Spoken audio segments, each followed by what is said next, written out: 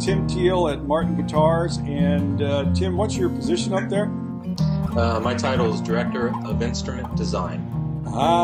Just the perfect person I need to talk to ask the obvious question. Where did the idea come from to build and offer the J-28LSE?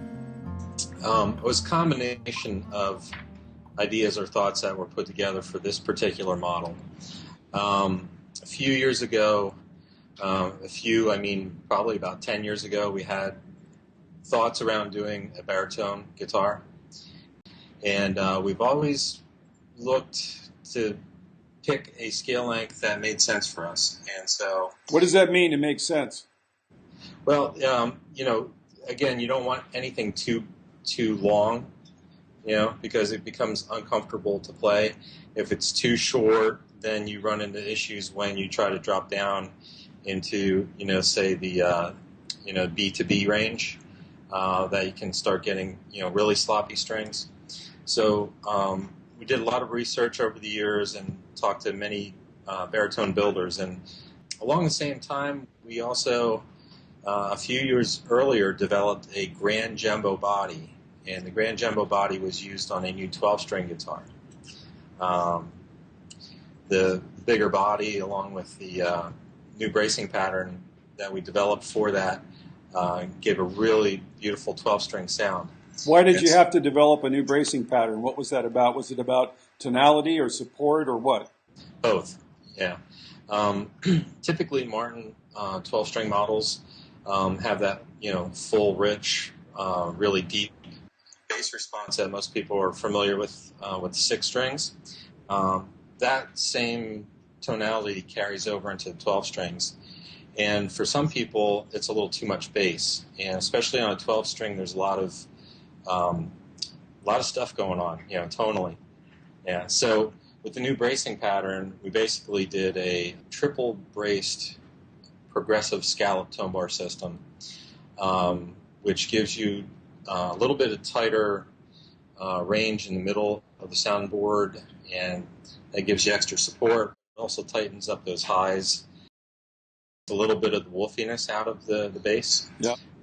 You get the richness back with the deeper body and the bigger body. So it's a very balanced sound. And after we developed that, the idea about moving that platform into a longer scale length baritone-like instrument was appealing. Some people, put additional reinforcement in. With the two-way rod that we use, it's very stable. And what's nice about it is, if you do have a neck warp in reverse, it's rare that it happens, but with that two-way rod, you can take out a back bow with that sort of a truss rod. Other than what you've already described, Tim, anything special about the construction of the body or the neck? Basically, a dovetail instrument, built on the 28 series platform. The model designation LSE is a longer scale length. What does the E stand for? It has electronics. Oh, okay. So longer scale electronics. Yeah. And, we felt if we just called it a baritone, it would have pigeonholed the capabilities of the model. We do ship it with baritone strings, tuned to a baritone setting of C to C. You can drop down to B to B. It even performs okay at A to A, but that is a pretty low setting, and you'll notice a lot more string slapping or buzzing of the strings at that point. We also tried to inform those folks who got them that, if they'd like to, they could switch over to a standard medium gauge set of strings. They can tune it up to pitch. The bracing is capable of handling that extra force with the extra length of the scale. What about the nut? Will the nut handle the standard mediums? Because they're V-notched. The smaller strings fit right in the bottom of that notch. So as the string diameter grows, it fills out that the shape of the nut slot. Your choice of electronics for the LSE, what drove those and to what you ended up with? We did basically a shootout on pickup choices for the Grand Jumbo 12 string. So we started with that, and the system that won that pickup shootout for that particular guitar was a D-Tar multi-source pickup, and basically it has an internal microphone that's placed right underneath the sound hole, directly where the X brace meets. And it's a very well-behaved microphone. The other thing that's nice about it is you can dial in the amount of microphone into the mix.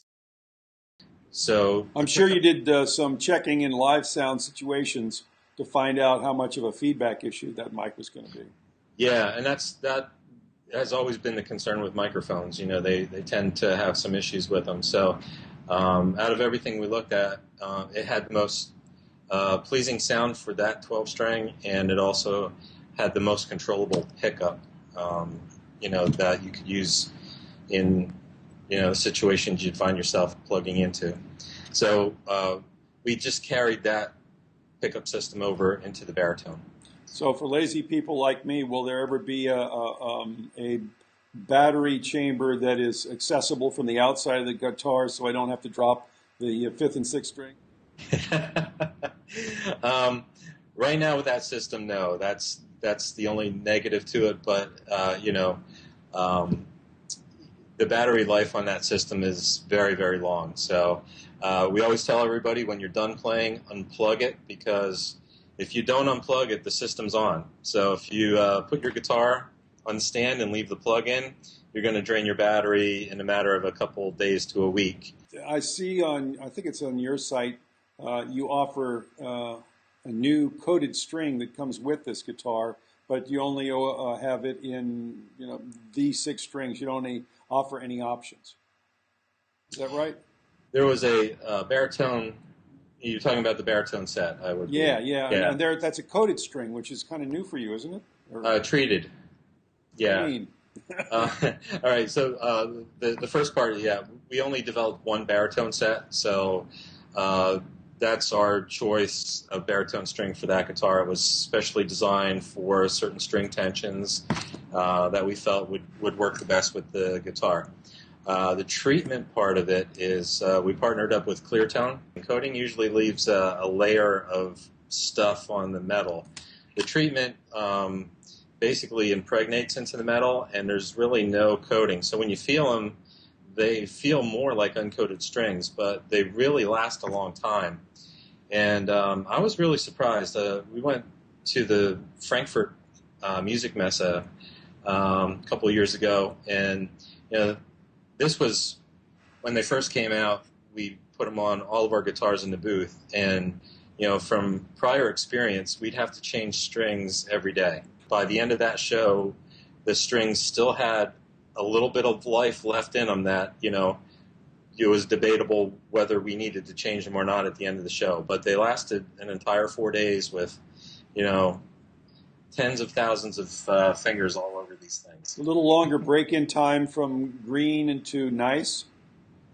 They seem to be, nice out of the box. Uncoated strings, they come out really bright, and then, slowly, or more abruptly, I should say, they start, dying down until they level out. Coated strings, because of the coating, they come out and they're kind of not as bright as an uncoated string anyway, and they kind of move along till they die out. These are a little bit more in the middle. They come out almost as bright as an uncoated string. That's what I felt. Yeah. Yeah, but they seem to stay sounding nicer a little bit longer than the uncoated, and then they slowly dip down a little bit. Yeah, I've definitely seen longevity with those strings. If I'm trying to wrap my head around this as a musician, what can you offer? What advice can you offer if I'm trying to figure out how this fits into my arrangements?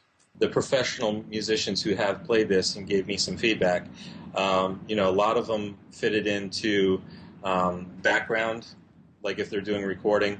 There's a guy who was super excited about this for many years. He's a professional on the West Coast, and we got one out to him early and got some feedback from him. And he uses it to write all sorts of music scores. You know, he does some work for movies and TVs and commercials. So he's, you know, top of the top, does a lot of work for those folks.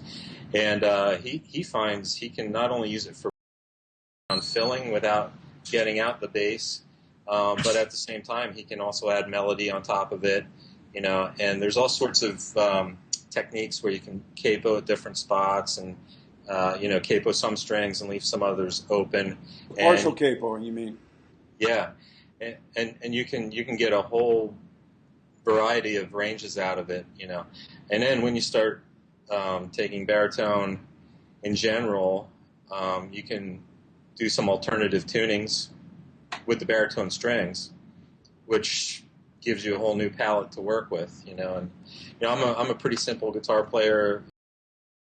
When I strum the thing, you know, I play what I know on a 6-string. Of course, it's, you know, tuned down and has a really neat tone to it, and it gives you different ways of interpreting the timing and such with the song. You know, usually when you start playing something, you automatically want to play it slower for some reason. Right, I understand. Well, I found also for me that the Fender mediums, if I'm going to use a flat pick, because I'm primarily a finger picker, and primarily without any kind of picks. It's all bare skin, and I guess I don't eat enough gelatin or something, so my fingernails aren't that hardy, so I end up using flesh, you know. And, right. And I found when I went to the picks that thumb pick really made a difference.